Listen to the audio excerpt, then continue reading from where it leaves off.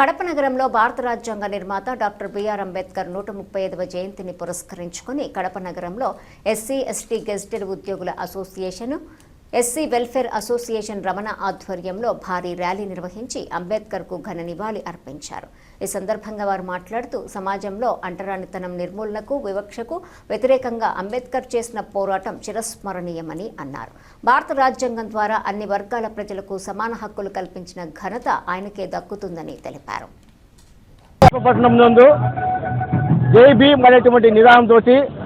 పట్టణంలో SC ST ఉద్యోగ సంఘాలని కలిపి అందులో SC ST gazetted officers association, SC welfare association, మాల్గో అనేటువంటి మరి మిగతా అంబేద్కర్ వాళ్ళందరితో కలిపి ఈరోజు జై భీమ్ అనే నినాదంతో పెద్ద ర్యాలీ నిర్వహించడం జరిగింది. కోటేటి సైకిల్ నుంచి ఇక్కడి వరకు.